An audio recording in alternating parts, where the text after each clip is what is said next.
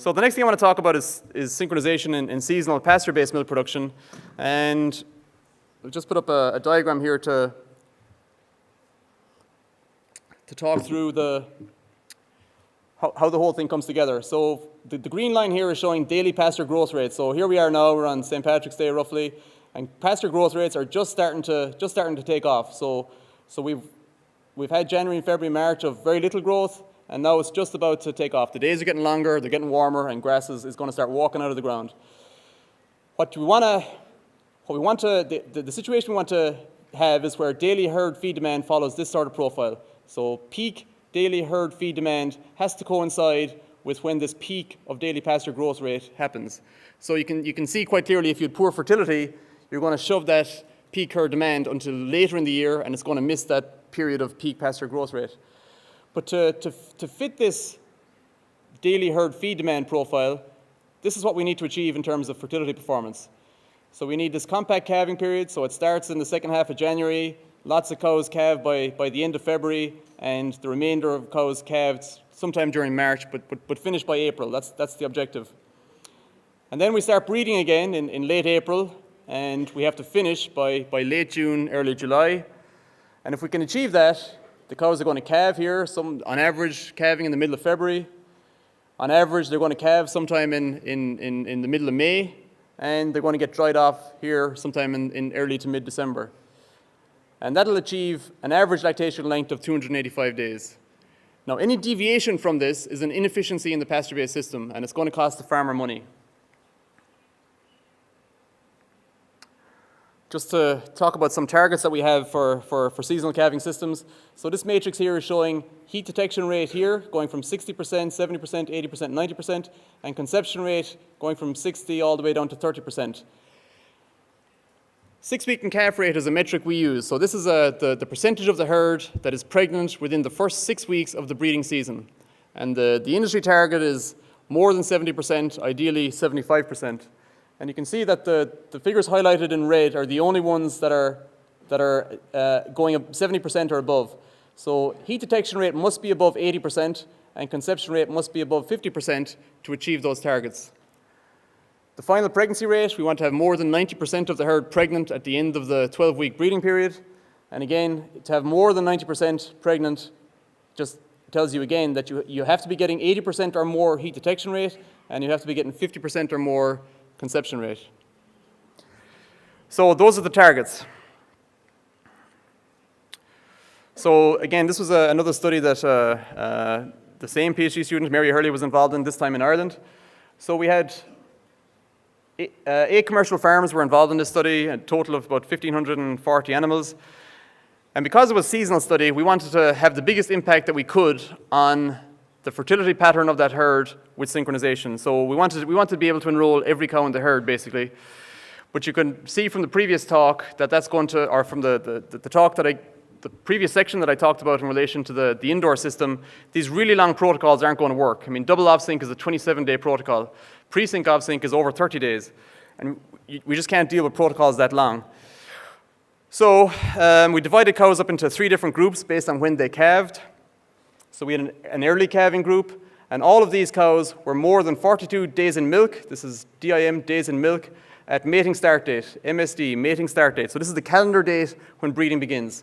So we had a cohort of cows that were all more than 42 days calved at the time when the breeding season began.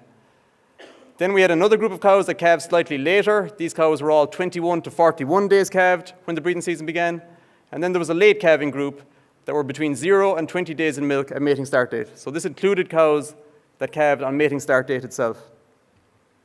So clearly, these cows aren't eligible to be synchronized at the very beginning of the breeding period. So we synchronize cows so that they'd be available to be bred on day 0, which is mating start date itself, day 21 of the breeding season, and day 42 of the breeding season. So these cows here are bred on day 0, these cows here are bred on day 21, and these cows here are bred on day 42. Just to talk you through the treatments.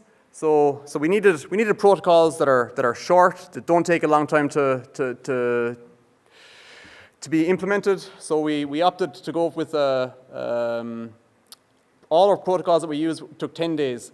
So the first one here I'm calling progesterone observed, and when that protocol starts, there's GnRH injection and progesterone device insertion on day 0. 7 days later, an injection of prostaglandin. 24 hours later, the progesterone device is taken out. And we would expect that most cows will come into heat 2 to 3 days after that. So again, mating start date starts here 2 days later, and most of those cows should be in heat during the first 2 days of the breeding season. The next protocol I'm calling progesterone off-sync, and this protocol is identical to the one before it. And you can see that it has features the same as off-sync, but the difference between this protocol and the previous one is an additional injection of GnRH 36 hours after the progesterone device was taken out. And that allowed us then to have all those cows receive timed AI 18 hours after that GnRH injection. So all of this work here was conducted in the morning. This injection here was given after the PM milking, and the timed AI was in the following morning. The next treatment was a standard off-sync treatment, so no pre-synchronization for this treatment, just the standard off-sync protocol. GnRH, 7 days later, prostaglandin, 60 hours later, GnRH, and then timed AI the following morning. And then we also had a control treatment, and this is a treatment on each one of the farms were divided up into, had all 4 of these treatments replicated, and the control treatment, as you can see, got no hormonal treatment. And as soon as the breeding season began, as soon as we reached mating start date, they were just bred based on estrus detection. And estrus detection on these farms involved observation in the paddocks plus use of tail paint.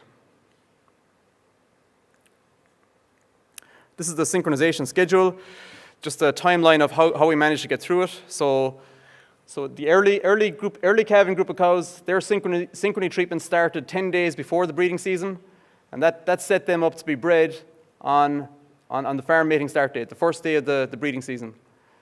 11 days into the breeding season, the mid-calving group started their synchronization treatment.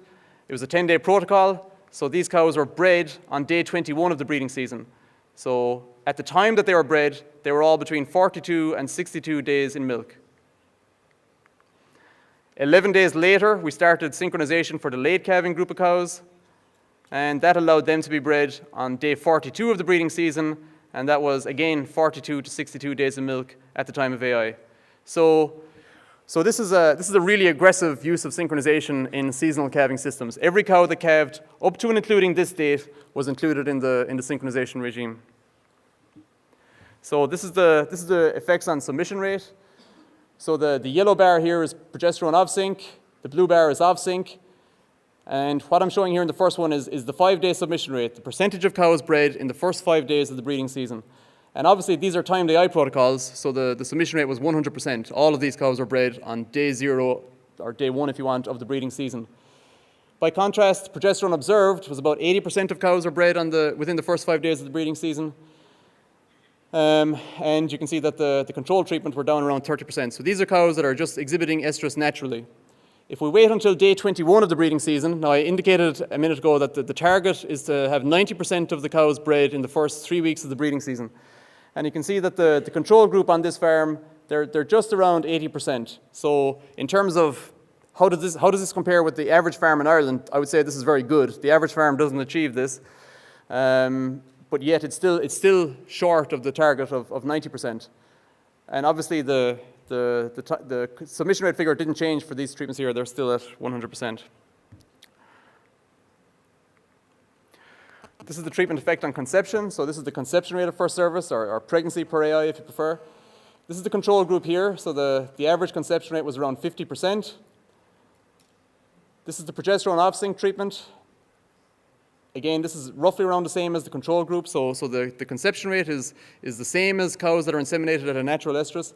For some reason that we can't really explain, the conception rate was actually better in the progesterone observed treatment.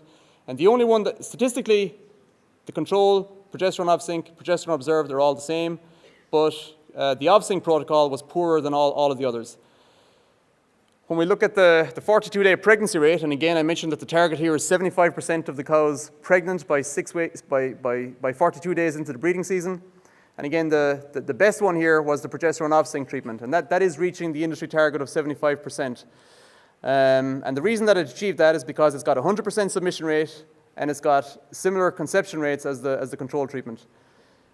The the progesterone observed and the OVSync are actually ending up being very close. This one is getting 100% submission rate but poor conception rates. This one is getting good conception rates but poor submission rates. And the control treatment, as you can see, is slightly poorer than all of the synchronization treatments. When we looked at the treatment effects on embryo loss, we can see that progesterone observed, the lowest embryo loss was with the control treatment. And again, this is consistent with a lot of data. If cows that are bred at the right time to a natural heat are going to have the lowest rate of embryo loss. But the highest ones were with the OVSync protocol, and the two progesterone-based synchronization protocols were intermediate. This is a survival analysis chart, and this is showing the timeline of pregnancy establishment. So if we just look first at the green line, this is the control group of cows. These cows got no hormonal intervention. On this axis here, we have the interval from mating start date to conception. So day 0 here is mating start date, and you can see the breeding season goes on for about 12 weeks. 1 here means all of the cows are not pregnant. And what we want to get to is 0, where all of the cows are pregnant. If we look at the green line, you can see the cows get pregnant pretty rapidly during the first 21 days.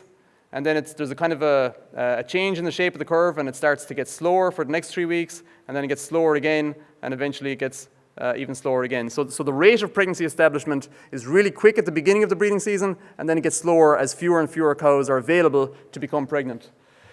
If we just compare what happened with the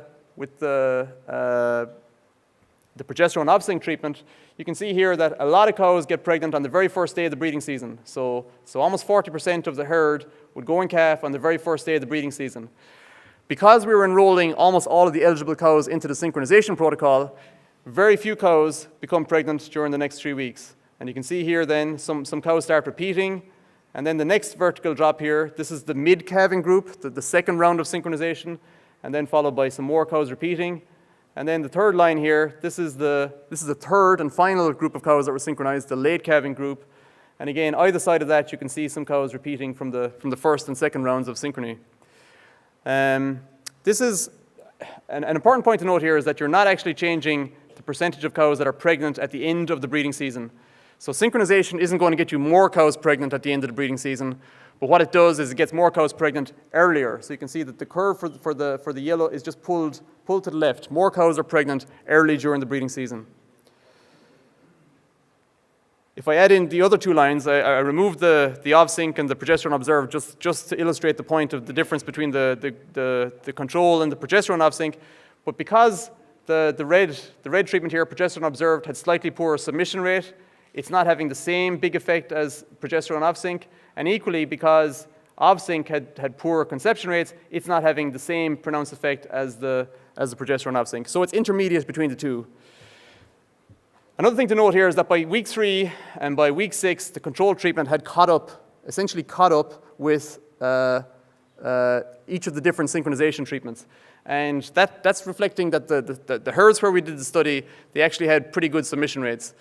I would expect that if the herds had poor submission rates, so if they're poorer than 80% submission rates, the effect would actually be more favorable for the synchronization treatments.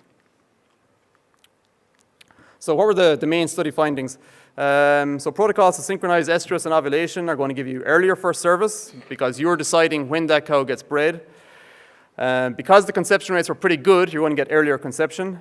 The limitation of progesterone observed is the fact that you need to see those cows showing signs of heat. So they need to show signs of heat before you can decide when to inseminate them. And I'm going to show you a slide in a minute that will tell you why that's the case. This limits submission rates, and this is actually most apparent with later calving cows. So I'm not going to show this slide here, but cows that have calved a shorter period are less likely to show estrus. Advantages of timed AI allows you to maximize submission rate because once they start the protocol, they get bred at the end of it. And at least with progesterone OVSync, you're essentially achieving a normal conception rate. Okay, so after that study was completed, then we went back and looked at some reasons that affected fertility responses in that study. And one of the major things that affected it was whether or not a cow was cycling when we started the synchronization protocol. So if we just look first at the cows that were cycling, these were cows that had a corpus luteum present on the ovary when the synchronization protocol was initiated. And by and large, there isn't a huge amount of difference between the treatments. Again, this progesterone observed treatment is the best protocol, but if you look at the control treatment versus OffSync, there isn't a huge amount of difference. So if cows are already cycling, OffSync seems to work reasonably well. And again, so progesterone observed is obviously, the difference between these two protocols is the insertion of a progesterone device. So there is a beneficial effect even in cows that were cycling. When we look at the cows that were not cycling, no corpus luteum present on the ovary, this is where OffSync really falls apart. So if the cows aren't cycling when the protocol is initiated, OffSync is not a good protocol. So it's a good 17 to 20% behind some of the other protocols that we use. Even after that, this slide here is showing embryo mortality for cows that were synchronized that had a CL or did not have a CL at the time that the protocol was initiated. Again, if they had a corpus luteum, there's no major difference between the treatments. Control is the lowest. All the other synchronization treatments are kind of close. But if they weren't cycling, if there was no corpus luteum on the ovary when the protocol was initiated, you can see that up to 20% embryo mortality in the OffSync treatment. So it is not a suitable protocol for non-cycling cows. Some other factors that affected the fertility response. This is the body condition score of cows at the time when the protocol. Actually, this is body condition score on the day that the cows were bred. So this is what you'd normally expect. The green line here are the control group of cows, and you can see that if their body condition score is poor, along this axis here, I'm showing the probability of conception, and they're broken up into different body condition score groupings here. So poor body condition, you're going to get pretty poor conception rates, and as body condition score improves, that conception rate is going to increase. You're bypassing some of the really poor conception rates with timed AI protocols, and in particular with progesterone OffSync. Interestingly, progesterone observed seems to be a flat line. It doesn't matter what condition score cows have, but what I would say there is that the cows in very poor body condition, very few of them would have been bred because they had to show signs of estrus, and these are the cows down here that are least likely to show signs of estrus. We also looked at the days in milk when they were inseminated, and again, this is the control group here. So the shorter they are, or the closer they are to calving, so this is day 42 was the earliest possible date when a cow could have been inseminated. And again, the probability of conception on the y-axis here. So again, as cows have more and more time to recover after calving, that line just goes up until they reach about 80 days when all of the different protocols come together. Again, you can see that OffSync is not a suitable protocol for cows that are not calved a long time. If they're only calved a short duration, it is not a suitable protocol. But progesterone OffSync does appear to be a suitable protocol. Again, this line is flat, but the submission rate for cows that are in this category here is probably pretty poor. So just to talk about the synchronization rate, submission rate, and conception. So basically, cows that are cycling at the time when the protocol is initiated have better fertility performance. Cows that are calved longer have better performance. Cows that have greater body condition score have better performance. There was I wouldn't say minimal, but there was small differences between the treatments when cows had reasonable body condition score, that they had already started cycling, and that they were more than 60 days calved. And what we now know is that cows that are not cycling, they're low body condition score and less than 60 days calved, they have a very much reduced likelihood of conception if you're using the OffSync protocol. Progesterone-based devices should be targeted at those cows, and I would say that the progesterone OffSync protocol is definitely suitable, and it fits into a seasonal calving system. And you know, one of the issues that comes up is that the progesterone observed protocol gives slightly better conception rates. The progesterone OffSync protocol gives better submission rates. Which one is better overall? And there's very little difference between them. So the choice between them is really a matter of heat detection efficiency. Like if the heat detection efficiency is not going to be good on the farm, you should definitely be going with the progesterone OffSync protocol. If heat detection is excellent, then progesterone OffSync might be, or progesterone observed might be a suitable protocol.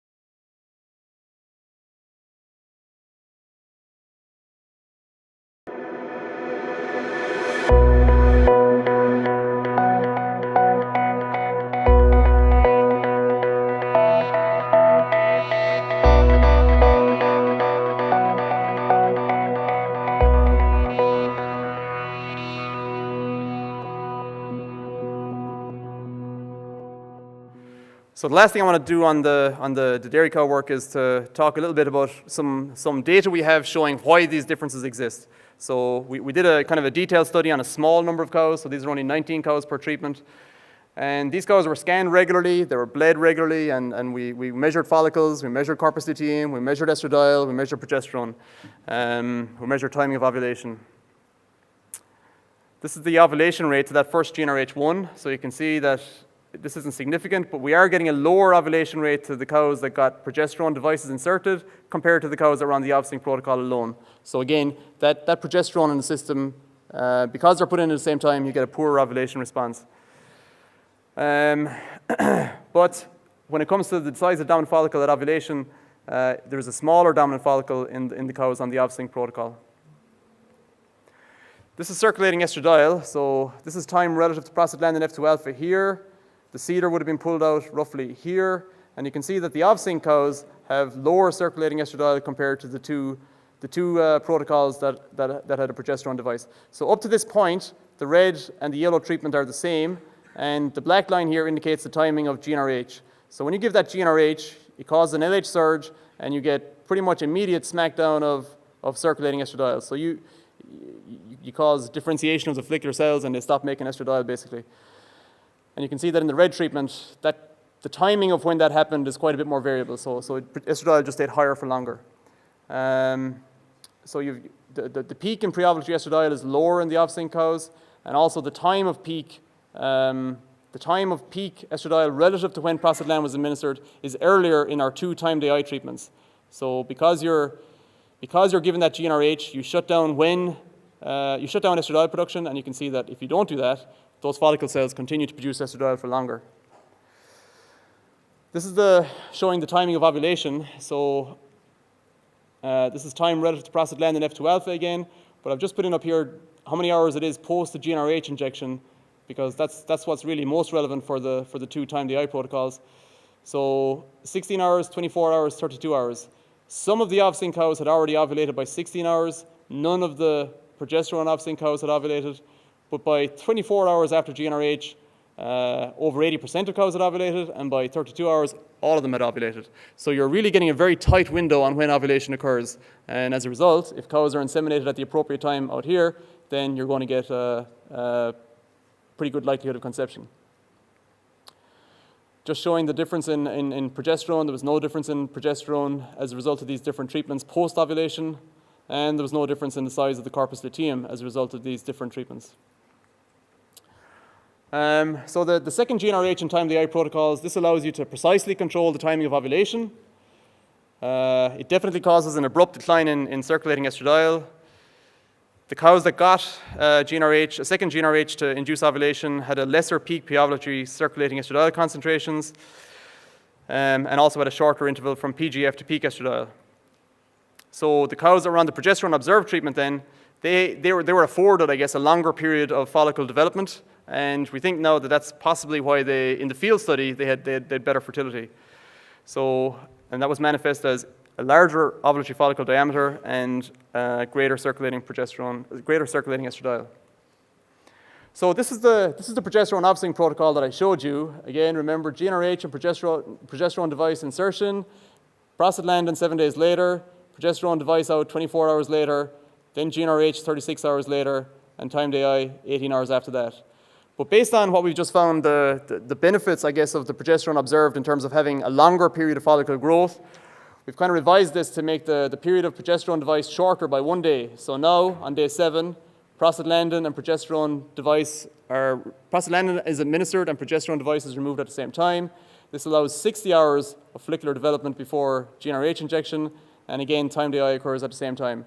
An advantage here is that there's one less intervention required, so you need to get the cows one less time. You do the prostaglandin and the progesterone device removal at the same time, and that allows a longer period of follicular development. Now, we haven't done a study to compare this protocol and this protocol, but we've been using this one whenever we need to do it in Moore Park herd for the last number of years, and we're certainly satisfied that the fertility performance has not deteriorated. We can say that it's got better. So what's the cost benefit of timed AI in dairy cows? So the advantages are increases in submission rate. You're going to get more cows bred at the start of the breeding season. Increase in AI usage, which this may not be a problem in some farms, but clearly a lot of farmers are still using stock bulls to generate replacements. But if you're going to synchronize cows, that affords the possibility of, if you know in advance when they're going to get bred, you can obviously schedule the insemination. Shorten the interval from calving to pregnancy. Reduce number of bulls required. So if you can get more cows pregnant with AI, you're going to need fewer bulls. Longer lactation. So this again is dependent on improving the calving pattern. But if you get a more compact calving pattern, the cows are going to have longer lactations. And the economics of this are going to depend to a large degree on the existing heat detection efficiency on the farm.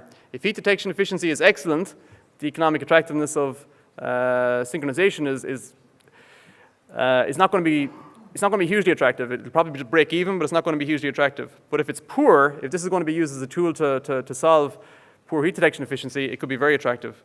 Disadvantages, the initial cost of the protocol. This is what the farmer sees first day. It takes him a while longer before he sees the value of a pregnancy. Compliance, I mean, there's injections or insertion of progesterone devices, removal of progesterone devices, timing of AI. This all has to be done at the right time. If the wrong injection is given on the wrong day, the protocol is going to fail. And in some countries, there's a consumer sentiment about the use of hormones in cows.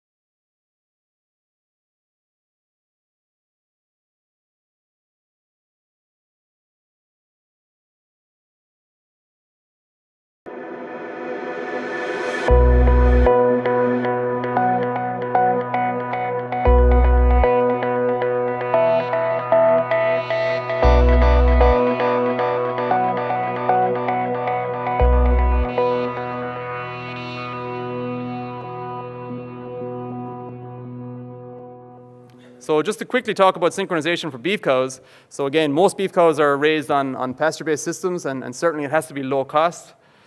Again, the objective is to maximize the proportion of cows that are calving early. We want to have a compact calving pattern. No different from seasonal calving in dairy, you want a compact calving with beef cows as well. For labor reasons, for duration of suckling reasons, there's no advantage in having a spread out calving pattern. One thing that is different between beef and dairy is the availability of cows for interventions. So there's a requirement to have fewer interventions with beef cows because they're not coming in every day. Dairy cows are available twice a day, every day at milking time, maybe 3 times a day at milking time. But beef cows, they're being specifically brought in for the purpose of synchronization and insemination. Again, another potential rationale for using synchronization in beef cows would be to reduce the number of natural service bulls required. So if you currently need 2 or 3 bulls, if you use some synchronization and AI, can you reduce the number of bulls by 1? So this is a protocol that has been used in beef cows, similar to what I've shown already: injection of GnRH and insertion of a progesterone device, prostaglandin 7 days later with progesterone device removal, and then 60 to 66 hours later, timed AI and GnRH at the same time. So administering GnRH and AI at the same time is generally referred to as co-sync. And in this case, it's co-sync plus progesterone. This has been modified a little bit in recent times to shorten even further the duration that the progesterone device is inserted. So now it's a 5-day co-sync plus progesterone. So GnRH again up front, progesterone device inserted for 5 days. Now, I mentioned at the beginning that a corpus luteum is only responsive to prostaglandin between days 5 and day 17 of the estrous cycle. If you give GnRH here, you get ovulation the following day, and one single injection of prostaglandin is not enough to cause luteolysis here. So these cows actually need 2 injections of prostaglandin 8 hours apart. So one in the morning, one in the evening. And then 72 hours after progesterone device insertion, timed AI and GnRH. So there's, what's the benefit of going to this extra effort in terms of fertility? So there's very large numbers of animals summarized in this conception rate, almost 18,000 and about 8,000 for the 5-day. There is about a 3% unit lift in conception rate. So there is a slight benefit to going with a 5-day co-sync protocol versus a 7-day co-sync protocol. What impact can synchronization have on the calving pattern in a beef cow herd? So again, this is a study with a control group that had only natural mating. There was no AI used. There was no hormones used. Versus a group that were enrolled onto a timed AI protocol, GnRH at the beginning, progesterone device for 7 days, prostaglandin, timed AI and GnRH 60 hours later, and then after that was followed by natural mating. This is the days of the calving season the following year. So this is obviously not all, even if a lot of cows get pregnant on the same day, they're not all going to calve on the same day. It's going to be plus or minus 7 to 10 days. This is This is the percentage of cows that are calved on the timed AI treatment. This is the percentage of cows calved on the control treatment. And you can see that by using that synchronization at the beginning, you get more cows calving at the very beginning of the calving season. This is the impact of fixed time AI on calving distribution. And the black bars here are the timed AI group, and the white bars are the control group. And what you see is you're getting more cows calved at the very start of the calving season. So in the first 20 days of the calving period, 44% have calved versus 25%. So the impact of using synchronization in terms of making an economic decision is based on the value of a calf that's born at the beginning of the calving season versus the value of a calf that's born later in the calving season. So if they're born at the beginning, as you can see here, they're worth quite a bit more than the ones that are born late. So this is just a reflection of age. They've suckled for longer, they're larger, they're heavier at weaning, they're worth more. And that's what's shown here. So in terms of weaning weight, they're about 17 kilograms heavier at weaning. So finally then, to finish off on the cost benefit of timed AI in beef cows, this again is largely the same as it is in dairy cows. So again, you're trying to increase submission rate, you're increasing AI usage. So AI bulls are typically better merit than natural service bulls. You can shorten the interval from calving to pregnancy. Depending on the herd size, you can reduce the number of bulls required. By calving early, you're going to have a longer suckling period, heavier weanlings. And the economics, again, depends on existing heat detection efficiency and whether or not AI is even used. And in a lot of beef herds in Ireland, at least, AI isn't even used. Disadvantages, certainly for a beef farmer, the big disadvantage they're going to see straight away is the animal handling requirements, having to bring them in, having to give them injections. It's just not, if it's not normally part of the routine, then it's going to be perceived as a major disadvantage. Again, the initial cost, compliance with the protocol, if they're not used to this sort of administering of hormones and when to AI cows, there could be compliance issues. And again, there's in some countries, there's issues with consumer sentiment. So with that, I'm going to finish. I just want to acknowledge a student, Dr. Mary Hurley, who did a lot of the synchronization work in Ireland and also in Wisconsin, and collaborators and funding. With that, I'll hand it back to Alessio. Thank you.